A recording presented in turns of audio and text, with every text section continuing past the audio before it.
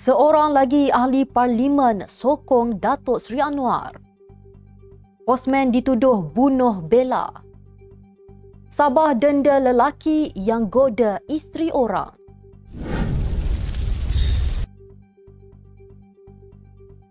Bismillahirrahmanirrahim. Assalamualaikum dan salam Malaysia Madani. Bersama saya Mirakilah dalam Netstep 7 terhangat. 7 berita Malaysia paling trending hari ini. Jangan lupa untuk subscribe YouTube Netstep TV dan follow Facebook Netstep Malaysia.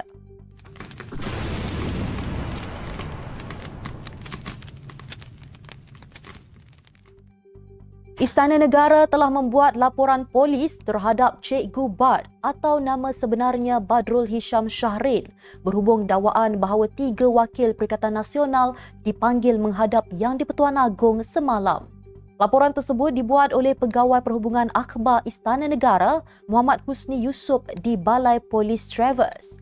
Tindakan itu susulan kenyataan Cikgu Bad dalam sebuah video berdurasi 52 saat menerusi aplikasi TikTok bernama Alias Official. Selaku pihak Istana Negara Kuala Lumpur, beliau menafikan dakwaan yang dibuat Cikgu Bad dan ianya merupakan satu kenyataan yang tidak tepat. Katanya tujuan dirinya membuat laporan polis untuk mengambil tindakan lanjut daripada pihak polis berkaitan video tersebut. Pertambahan seorang lagi ahli pembangkang iaitu Ahli Parlimen Tanjung Karang Zulkafli Hanapi yang menyatakan sokongan terhadap Perdana Menteri Datuk Seri Anwar Ibrahim.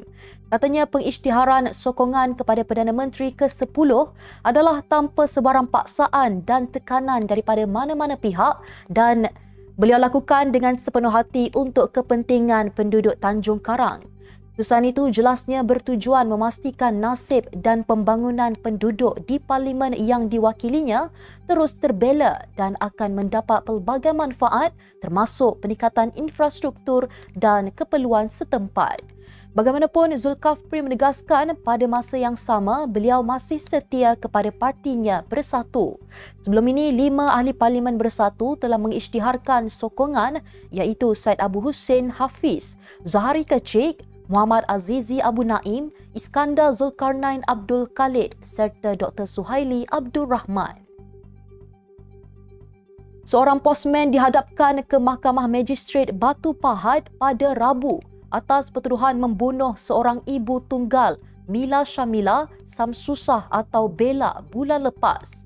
Bagaimanapun, tiada pengakuan direkodkan tertuduh Muhammad Haikal Mahfuz, 25 tahun yang hanya mengangguk faham sebaik pertuduhan dibacakan di hadapan Magistrate Nur Asidah A. Rahman. Mengikut kertas pertuduhan, lelaki berkenaan didakwa membunuh mangsa yang ketika kejadian berusia 32 tahun. Tertuduh dipercayai teman lelaki mangsa didakwa melakukan kesalahan itu antara jam 11 malam pada 14 Disember tahun lalu hingga jam 5.30 pagi hari berikutnya. Kesalahan itu didakwa dilakukan di antara Jalan Kelapa Bali, Taman Soga hingga ke sebuah rumah terbiar di Lorong Imam Jailani, Jalan Besar Tongkang Pecah di Batu Pahat. Lelaki Islam yang menggoda isteri orang di Sabah boleh dikenakan tindakan di bawah enakmen Mahkamah Anak Negeri MAN Sabah. Malah denda yang dikenakan kepada pesalah lebih besar di bawah enakmen MAN Sabah jika melibatkan perbuatan seorang lelaki memikat isteri orang. Menteri Sains, Teknologi dan Inovasi Sabah merangkap Exco Hal Ehwal Agama Islam Sabah, Datuk Muhammad Arifin Muhammad Arif menjelaskan bahawa Sabah juga mempunyai enakmen di bawah Mahkamah Syariah Sabah. Beliau turut berkata undang-undang dalam enakmen MAN Sabah lebih besar dari segi dendanya iaitu 3 ekor ternakan dan jika tidak mematuhi boleh dikenakan 18 bulan penjara atau denda sebanyak RM3,000. Jelas beliau lagi, kes gangguan rumah tangga membabitkan orang ketiga. Bagi mereka yang beragama Islam juga boleh dikenakan hukuman tersebut berdasarkan adat di Sabah di bawah enakmen MAN. Dewan Bandaraya Kuala Lumpur DBKL menyita pelbagai barangan milik penjaja warga asing yang diletakkan di tempat awam di pusat bandar utara berhampiran Pasar Borong Kuala Lumpur dan Taman Batu View. DBKL menerusi hantaran di Facebook memaklumkan operasi tindakan khas pindah halangan sitaan itu dijalankan oleh Jabatan Penguatkuasaan dan Pejabat Cawangan Batu. Katanya melalui tindakan khas yang dijalankan itu, DBKL membuat 10 tindakan dan pindah barangan atau peralatan yang diletakkan di tempat awam terhadap penjaja warga asing. Mereka dikesan melakukan kesalahan mengikut Akta Jalan Parit dan Bangunan 1974 dan Undang-Undang Kecil Pelesenan Penjaja WPKL 2016. Antara barangan yang disita adalah payung lipat, sayur-sayuran, ikan, ayam hidup dan lain-lain. Hantaran tersebut juga menjelaskan semua barangan dan peralatan yang disita dihantar ke stor sitaan DBKL Jalan Lombong, Taman Miharja Ceras untuk dokumentasi dan tindakan selanjutnya. Jabatan Meteorologi Malaysia, Met Malaysia hari ini mengeluarkan amaran hujan lebat berterusan tahap buruk dijangka berlaku di 6 lokaliti di Terengganu hingga esok. Met Malaysia dalam kenyataan memaklumkan kawasan tersebut membabitkan Setiu, Kuala Nerus, Hulu Terengganu, Kuala Terengganu, Marang dan Dungun. Amaran hujan berterusan tahap waspada sehingga esok turut dikeluarkan bagi Kelantan meliputi Tumpat, Pasir Mas, Kota Baru, Tanah Merah, Bachok, Machang dan Pasir Putih. Di Terengganu membabitkan Besut dan Kemaman, manakala di Pahang membabitkan daerah Kuantan. Sementara itu, berdasarkan laporan terkini yang dikeluarkan Pusat Kawalan Bencana Negara, Agensi Pengurusan Bencana Negara NADMA, setakat 6 pagi ini, jumlah mangsa banjir yang ditempatkan di sebuah pusat pemindahan sementara di Segamat Johor kekal dengan 19 orang daripada 5 keluarga.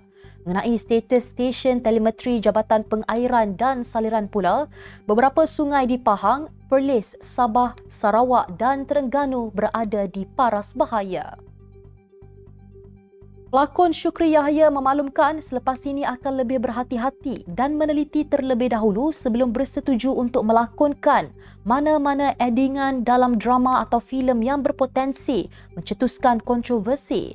Kata Syukri, hal itu disebabkan dia enggan kontroversi seperti yang terpalit dengan babak bilik mandi dalam drama layang-layang perkahwinan yang dilakukannya bersama pelakon Alia Iman berulang. Dia menjelaskan ini bukan pertama kali dia tidak berbaju dalam drama, tetapi babak seperti ini belum pernah dilakonkan sebelum ini. Dia juga akan lebih menjaga agar tidak menjentik sensitiviti isterinya dan masyarakat.